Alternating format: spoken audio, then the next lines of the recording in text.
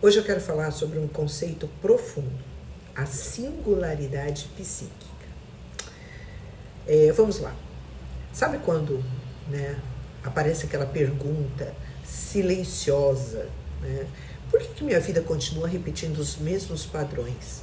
Por que só aparecem pessoas sem compromisso, sem responsabilidade, sem maturidade emocional? E a verdade é que mudamos de relacionamento, mudamos de trabalho, mudamos até de cidade, mas certas dores continuam aparecendo. Como se a vida insistisse em repetir algumas experiências até que algo dentro de nós finalmente seja compreendido. E é exatamente aqui que entra a singularidade psíquica. Ela parte de uma ideia simples, mas não muito confortável. Nós não atraímos apenas aquilo que desejamos. Nós atraímos aquilo que conseguimos sustentar emocionalmente com o nosso estado interno atual. Isso significa que a realidade que vivemos hoje, ela não é formada apenas por sorte, azar ou circunstâncias externas.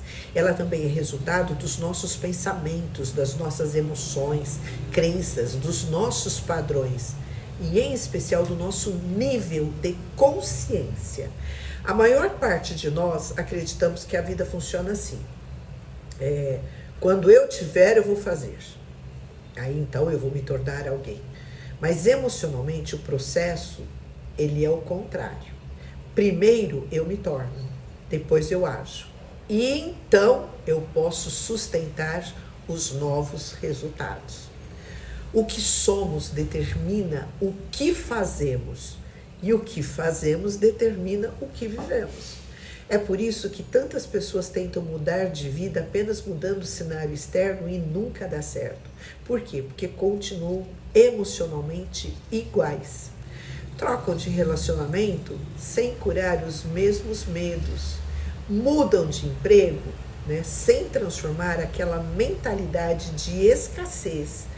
Buscam novas oportunidades, mas antes não desenvolveram uma nova identidade emocional. E aí tudo se repete, os ciclos se repetem.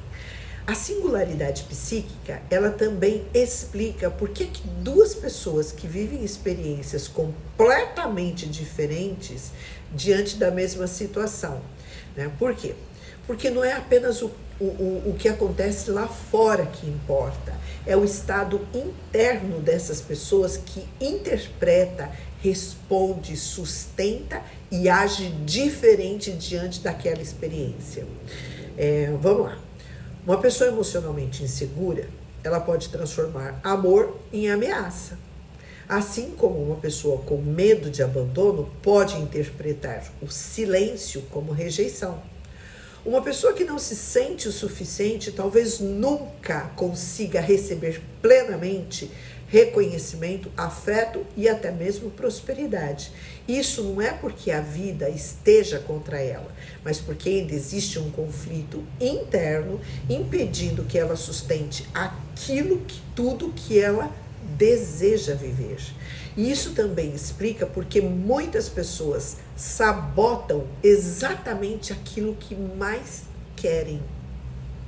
Querem amor, mas têm medo de se tornarem vulneráveis.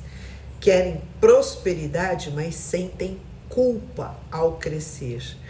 Querem relacionamentos saudáveis, mas só conseguem reconhecer intensidade quando existe sofrimento. E aí só atrai pessoas que as fazem sofrer. A singularidade psíquica é que mostra que a vida externa frequentemente revela o nível de organização ou desorganização da vida interna. E isso não é culpa, é consciência. Por quê? Quando entendemos isso, paramos de viver apenas reagindo às circunstâncias e começamos a assumir responsabilidade pelo nosso desenvolvimento emocional. Aí a pergunta vai deixar de ser: por que isso sempre acontece comigo? E pode passar a ser: que parte de mim ainda sustenta este padrão. E essa mudança de perspectiva é a que transforma tudo. Por quê? Porque o verdadeiro crescimento ele não acontece quando controlamos o mundo, controlamos o externo. Ele acontece quando nós ampliamos a nossa consciência a ponto de não precisar mais repetir certos ciclos. A partir daí, os relacionamentos mudam. A partir daí, as escolhas mudam, as conversas mudam, a minha tolerância muda e principalmente muda a forma como nós enxergamos a nós mesmos no mundo. E olha, existe uma maturidade muito profunda em compreender que a vida não entrega apenas aquilo que desejamos emocionalmente. Ela entrega aquilo que estamos preparados para sustentar.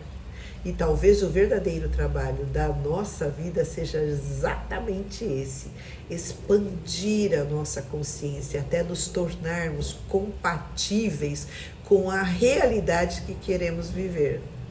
Porque no fim, a grande transformação, ela não acontece quando a vida muda.